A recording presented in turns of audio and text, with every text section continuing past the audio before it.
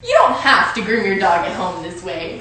We're going to show you guys a few tips and tricks on how to groom your pets at home. My name's Olivia, I'm one of the managers here, and this is Miss Caitlyn. She is one of the groomers here at Hounds Lounge, and she's going to show us how to do some things with Mr. Harley. Okay, so first we're going to do nails, because I know that's a huge thing that everybody wants to know about. So, Perfect. So first we're going to do his nails. So Harley luckily has black nails and like a little bit of a clear nail. So I'll show you the clear one first. You're just going to take your clippers at the same angle that the nail is growing in. You don't want to like angle it down or do it this way because it puts too much pressure on the nail. It's going to hurt them. So just a little bit at a time, and you're going to look for, let me get to it. There should be a little dot in the middle right there. That's going to be the quick. It can be pink, it can be black. It'll look a little bit softer. The same thing on the black nails, just a little bit, I know everyone's super nervous, just a little bit at a time. And again, you see that little dot right in the middle, that means you stop. Because that means you're getting close to the quick. Yes, so I'm just gonna do these ones real quick. And if you guys have any questions at home, feel free to shoot us in the comments and we will answer those questions for you guys. And then if you do feel comfortable and you have one, you can always use a Dremel to go ahead and you can either take the length off that way or you can just round them off. So I'm not really putting a lot of pressure, I'm just smoothing out the edge. And he's being such a good boy. He is, he's being a very good boy. So, and you always want to make sure that you're holding a lot of the times, there's two reasons why your dog is going to fight you on their nails. One is because they know you're going to give up. And two is because if you hold them, remember they don't have a ball joint in this arm, so there's really no comfortable way to pull it all the way out like that. You want to pull it back. Anyway, their leg moves naturally, so when they're running, if you picture a dog running, they can go forward, they can go backwards. They don't ever put their arm out. They pull at it, that's why. So I'm going to show you his back legs the same way. And we're still going to be clipping those nails and then using that Dremel to kind of file them out. And the back ones are always, general rule of thumb, 95% of the time going to be shorter than the front ones. So if you're more comfortable, then you can start with the back. I would say if you're a little bit more scared, do the front nails because you can take little by little. Again, it's the way he can move his legs. So he's not pulling, I'm not really holding him very tightly. His legs just naturally moving back. And then there's those dots right there in the middle. They're kind of hard to see sometimes. Sometimes they're really clear circles. And that's really, really it for the Doing nails. some nails. I know we have questions about some feet. With long-haired dogs, they do grow hair between their pads, just like you were seeing when I was doing his nails. Generally, we take clippers, not hair clippers, because they don't do this. They're not as strong or as sturdy as a dog clipper. But if you notice that there's mats in there, I would definitely say to get them to a groomer or a vet so they can get those out. Otherwise, it's really not a huge deal during quarantine if they're a little bit fluffy under their feet. It is what protects them from the concrete and the pavement. This is what a clean foot underneath would look like. Ooh, nice, buddy. But you can absolutely trim around them. So what I would do is, I know his pad is right here. I can see it. So I'm just going to take my scissors and do this. Also, sorry, if you're a little worried, they do make, these are called ball tip scissors. So obviously they have a little tip on them versus scary pointy scissors. They sell them at like Petco, PetSmart, stuff like that. So when you're a little bit more nervous about poking an eyeball out or something like that, this might make you feel a little Also, bit better. like kids scissors or anything like that, any kids scissors that you have for crafts or anything, those could also be used. So again, I can feel his nails and the outside of his foot, so I'm really just trimming right there. If you're nervous about cutting yourself, you can always do it while he's standing up. They might move their foot a little bit like you saw, but the whole thing is just getting the hair off the floor. So obviously you don't have to be pretty about it. Just getting it up from touching the floor right there. Just cleaning it up. So that way you have a nice foot. You don't really have to worry about them getting burrs or caught on anything. This is just me being nitpicky. And you can also see, sorry, Liv. No, with their back pad, you can always trim the top part of that. I'm really not touching the pad with my scissors. I am just trimming around. So you can do it that way too if it's easier for you, so you can see. You can pick the foot up backwards and trim see around the underneath that way. And then again, he's really not there's not really much hair touching. Good boy, such a good boy. He's wagging his little nub. Oh, he's wagging his little tail. Okay, so then next we're gonna do brushing. So this is a Andis brand, ANDIS, firm slicker brush. You can get it on Amazon. It's honestly, I use it every day as a groomer, so I can speak to this brush. It's normally like $12, and I think a lot of times they're on sale for like $4. So awesome. Really, really good investment. And then this is a Greyhound comb. Basically, it's just a metal comb with wider teeth and thinner teeth. So you definitely want a brush and a comb for hair like this. Yeah, for any long-haired dogs at home, it'd be a good idea to have a brush and a comb to comb them with. So with their ears, I'm fully supporting the back of his ear with my hand, and I'm just going to gently brush through. Oh, he's being such a good boy. And you might feel it snag. All you want to do is just like on your own hair, you gently pull through. You can, if you notice that your dog is a little bit more tangly than normal because he's been home for so long, you can start at the bottom, just like they recommend we do for our hair, and then work your way up so that you're not irritating them. You always want to make sure... Oh, shake it off, buddy. You always want to make sure you do get the inside of those ears because a lot of the tangles hide in there. But you just want to be careful about pressure because you don't want to hurt... There's obviously less fur here. You don't want to hurt the leather of their ear. And then once you think you have it brushed out, just to double check, to prevent any matting and make sure that you caught any tangles, you'll take the wider side of your comb and comb it through. Obviously, there's nothing here that's really pulling. Because he's being such a good boy. And then you take that thinner side and pull that through as well.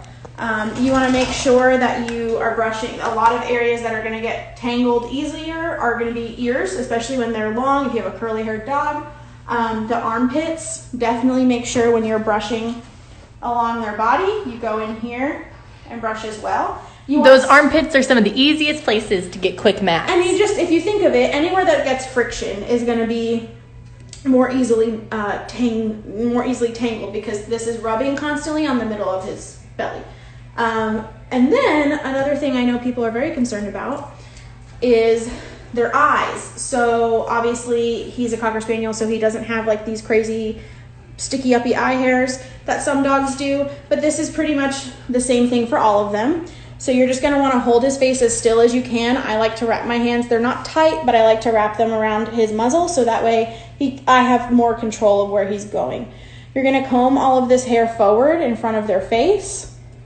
You're being such a good boy. And then you just trim it. And like he's going to jerk, but obviously my hand's here, so I have a little bit more control than I normally would. So you just trim it in like a U shape. And then as soon as he will probably shake, or you can brush it back just to make sure. Ta-da! You can always shake their head.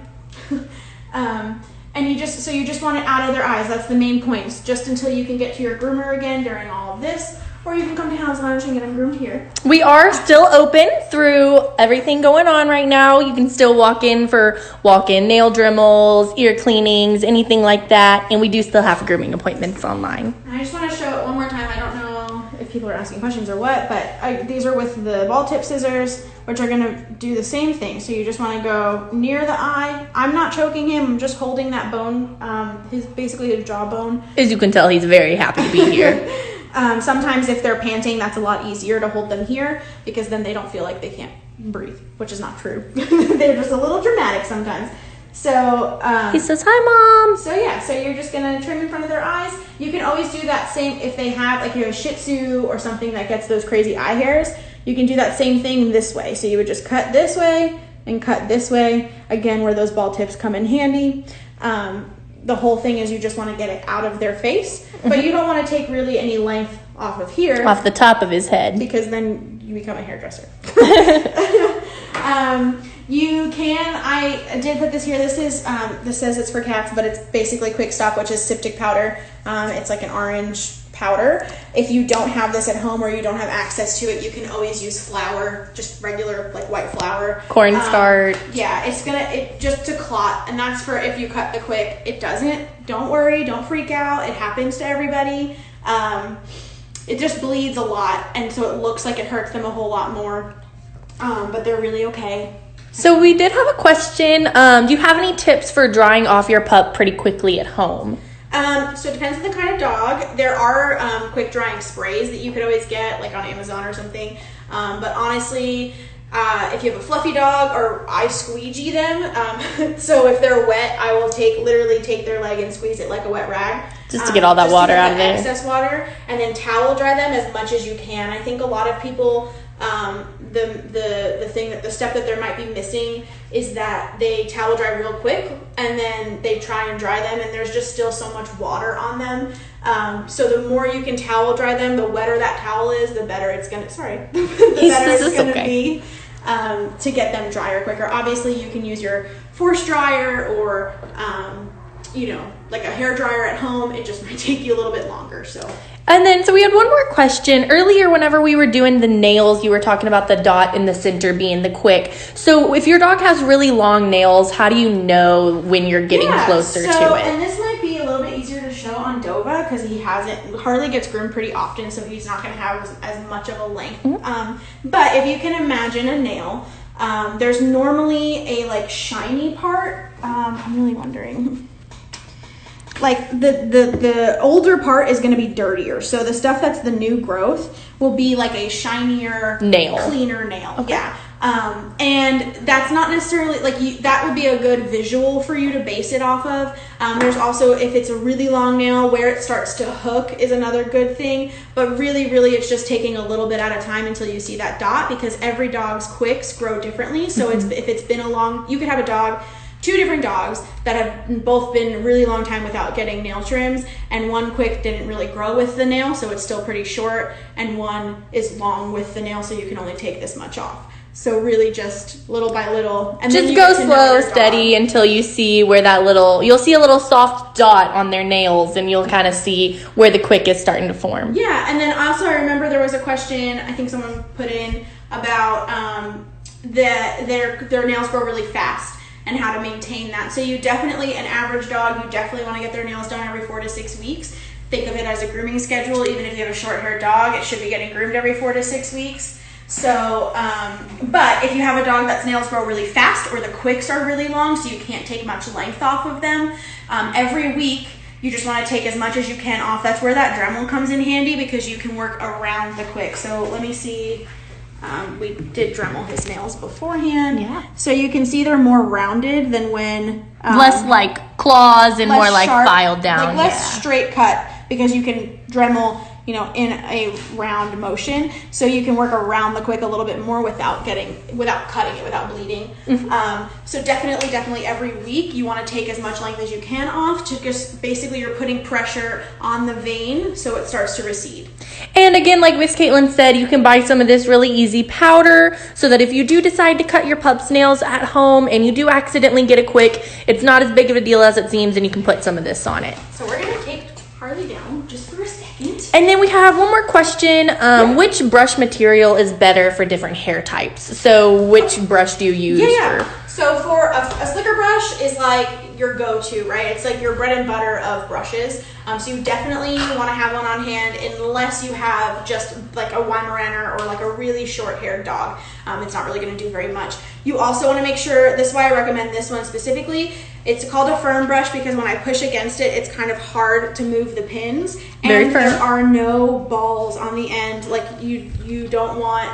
It's not going to hurt them, but that if you have those little plastic beads on the end, it doesn't go through the hair like it should. Okay. So that's really good for fluffy dogs. You have like a Newfie or an Aussie, because it's going to get underneath there. Mm-hmm. The comb is really good for everybody too. Again, except for shorter haired dogs. This is a Zoom Groom. It's basically a curry comb. If you have horses, it's pretty much the same thing. This is really good when you have those Weims or Labs, boxers. Shorter haired dogs, finer haired. You can use this wet or dry in any direction. So you don't have to worry about, brushing with the hair or anything. You can literally just curry comb. Imagine you have a horse in front of you, and you just curry comb it up. Another thing that I love, again, it's by Andis. They just really make good brushes. This is called a deshedding tool or a deshedding rake. You might hear it might be called different things on different places, but basically these aren't super sharp. I mean, if you're gonna like go in at it, it might hurt you, but it's just like a claw almost, and I'll definitely show you on Dova because it really just like it gets through all that undercoat, versus like a Furminator just kind of cuts the undercoat, which can make shedding sometimes worse. So I really recommend deshedding rakes. They are a lifesaver, and you'll see how much hair comes out of Dova when we do this. Yeah, we're about to grab another pup named Dova. He's a Newfoundland, and like Miss Caitlyn said, those brushes are on Amazon. Yeah, like the Zen Grooming stuff you can get at Petco and whatnot too. Harley, say bye to your mama and tell her you see her in just a little bit. Say bye, Mom. All right, so now we're going to get out Mr. Dovahkiin. He is a newfie who has a little bit longer hair. So right now, Caitlyn is going to be brushing him out and showing you guys places to target with the brush. We're putting him on her grooming table. However, you guys can do this on the floor at home or on the couch or just any place that feels more comfortable for you. I would recommend grabbing somebody maybe in the same household as you that does not have to be 6 feet apart and having them hold on to the pup while you're cutting its fur or brushing its fur or anything like that. He says, no thanks, guys. Dova is not used to being on a table. He has not been groomed here. Hey, buddy. So, what we're gonna do... Sometimes they're not excited for grooms. There you go, buddy boy. There you go, dude. So... Such a good boy. You're so good. You're okay. He says, I'm just nervous. There you go. Good boy. So as you can tell, sometimes they get a little nervous with us. There you go. See? But they're going to be okay. He's going to be okay, I promise, buddy. Don't pull. So this is Mr. Dova. He does have a little bit of longer, finer hair. He is a Newfoundland. So for people at home with dogs that have longer or finer hair like so, we will be showing you how to brush it out and kind of areas to target and Just stuff. a side note, Olivia. He does have thicker hair because he has that undercoat. He is an undercoat, Yes. so he does have thicker hair than... Whereas like Harley doesn't, he's not double coated. That's what they're called. Basically, most of the dogs that shed are going to be a double coated dog. So that means they have a thick undercoat underneath that protects them from the heat and the cool. So He's such a you good knocked it boy. out of me, boy. Oh, he's such a good boy. So I liked because he's pretty. He hasn't been, he's been playing in the yard all day, getting messy. I'm just gonna quick take this slicker brush him out, and then this is what's gonna get all that hair out. Let's get it. So Oh, wow. that's just a couple strokes. And he's being such a good boy. Yes, he's a very good boy. So you want to do this all over him. I used that brush first because I wanted to get any little tangles out because this will catch right in there. So this is the first brush she used, the slicker brush, and she just, like she said, she wanted to get all of those tangles out before they got caught in this next brush that she's using. I would definitely avoid using this on like a leg. Obviously, it's not going to do very much, or an ear because it could hurt them. So I would brush the ear with a slicker brush, brush the front of the leg with a slicker brush. But you absolutely can come back here, make sure there's no tangles. Oh, getting all those tangles out of there. And He you says, can- I've been playing really hard all day, Yes. so this spa day is really nice at the end of the day. And you can see like when it lags or it pulls, it's because there's just getting some of the little, I wouldn't call it matting, but it's definitely getting little tangles out. So brush that out, and then I'm gonna just take it through. And you definitely, if you have a double coated dog or a dog that sheds, they should be getting brushed at least every other day, especially in the summer. Same thing with curly coated dogs. You're just gonna brush them He's just differently. taking a little nap over there. Just a little frog. But yeah, you're gonna brush them differently, but dogs should be getting brushed no less than every other day. If you have a shorter haired dog, you obviously can get away with a little bit more, but you're still gonna face a lot of that shedding. So this really helps pull out the dead coat, and then you have to think of it when you're brushing them, it promotes new and healthy oils to come back to their skin, which brings a healthier and more vibrant coat, which then produces less shedding. So you're never gonna stop the shedding, but you can definitely help it by just maintaining Help lessen the it. hair. Look at this little alfalfa hair we got going right there, buddy. Yeah. There you go. Are you so handsome? You're so handsome. Are there any questions? We haven't had any pop up just yet, but don't forget, guys, if you do have any questions, feel free to type them up to us, and we'd be happy to answer them for you. Oh, give her some kisses. I will show you his butt. So let's see if we can get him to stand. Okay, buddy, we're gonna have to stand up now. Because this is where a lot of your Aussies or like him, like a Newfie or Golden Retriever. You're okay. You're fine. Oh, come on, buddy. Let's go around this way. There you go. Hey, handsome. Oh, there you go. You should be okay if you come over here. Okay. So she's gonna show you how to brush out his booty. And I am gonna show you. He does have a couple of tangles, so you can feel them, but see how this is not like separate like all these hairs are? That's going to be a big mat, so you definitely want to get that out. I would cut it, but if you just want to, when you're cutting it, you just want to be careful because his skin is right here. So if you can imagine that this is a mat, I'm pulling on his skin right here, so I'm just going to cut it when it lays naturally. You can, if it's not fully formed as a mat yet, so there's like little tangles, you can definitely work a mat out. So, and Caitlyn also has some dematting spray, detangling spray, stuff like that. Yeah. If you don't have any of that at home, you can also use cornstarch to try to brush out some tangles or mat. Yeah. So let me grab one of the sprays. Yeah, for sure. And then we also had a question, how to get your dog used to brushing them if they don't really love it. Yeah, so consistency is key, little by little every day. So basically, and it's going to be the same thing with their nails. If you have a really difficult dog, picture the dog in parts. So one day, our goal is just to get through one leg, right? So thank you for that drool. Oh. So I am going to calm him down, sit him down, calm my own energy, because remember they pick up on that. That is a very big key. They do pick up on your energy. It's easy to get frustrated because they're puppies and they can't understand the words that we're saying to them. But if you stay calm, chances are your pup will stay calm with you. So, and I'm definitely all about positive reinforcement for most of the time. So, and remember, you're in charge. They're not going to win. So in the sense, you're not going to be rude about it, but in the sense of if they start to pull away, we just hold, if he's starting to pull away, I'm just going to hold this leg until he stops pulling, and then I'll go back and brush that leg out. So if we break it up in pieces and we do one part each day, then he gets more and more used to it. But really, really the most important thing is consistency. The more they're exposed to it, the more it becomes part of their life instead of something scary that happens every 4 months. And they may never love it, but they will tolerate it eventually. Absolutely. Do you have any tips for ear trimming at home?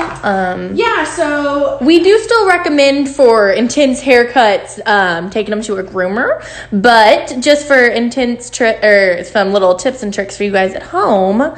Yeah, so, and we can kind of use Dova because he does have a lot of ear hair right now. Yeah. So this is what we call the ear leather. It's basically their actual ear. You always want to make sure you have your hands on it so you can feel the edge of it. And then I would just come in with the scissors you're using for their face. You're being so good. So again, you can use kid scissors, ballpoint scissors. And I'm going to go, to be safe, I'm going to make sure my finger is past that edge of their ear. You can kind of see that here.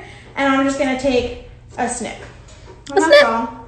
And then that way you can make sure there's, like, when you're holding it that way, it's pretty much going to be straight. But if they move or something, you can always look at it. It's really, the more you brush them, the less you're going to need to have to cut their ears or something that's not as important as like that stuff that grows in their eyes or in front of their eyes. Their ear hair is okay as long as it's brushed. Nice. So do you have any tips and tricks for getting eye gunk out of dogs? Yeah. Like this little, hey buddy. When they have crusty eye gunk, we definitely want to, after they're freshly groomed, you want to make sure that you can take unscented wipes or just like a warm cloth, and you can kind of just rub the cloth in here to get it out. Or if they're not so crusty and they're just kind of runny, you're so handsome. He says, I really love everyone. You can just take a dry one. If they have wrinkles like a bulldog or something like that, you definitely want to be cleaning those every day. If you notice that your dog is prone to really bad crusty ones where they sometimes come back from the groomer and they're red right in here, you should be keeping up with that every other day or every day, and that'll help prevent them from drying out on their eyes. There's also, if you are going to bathe them, there are facial shampoos, not a shampoo that's also safe for the face, but specifically for the face. They will gently like almost melt off those crusties with that shampoo. He's so handsome. Oh my goodness. He's being so good. He's such a good boy. Alrighty, so Miss Caitlyn's gonna pick up some of this matting spray for you guys. So this, again, you can get it on Amazon. Anything, a deep conditioning spray, a dematting spray. There's a spray called Marshmallow. Basically, a dematting spray is a conditioning spray with silicone in it, so it makes the mat slip. So what you would do, he's not gonna wanna stand, so I'm just gonna pretend we're gonna have some matting in here. So you would just spray the area. Get a little spray on there. And then I'm going to take my brush to make sure it's all like thoroughly dampened. And then I'll take my comb and we'll say we have a mat in here. You're just going to like work the end of it. Like you would on your own hair. Right, until you get up into the thick of it. And you always want to start with the wider part of your comb.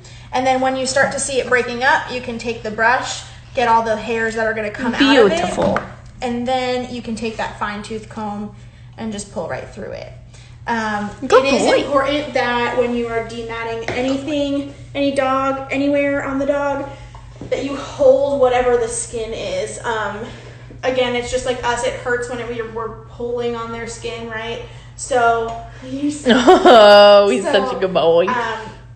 For instance, if this was a mat, I'm holding his skin up in here, and so basically, if I pull at it, I can feel it in my hand before he's going to feel it on his skin.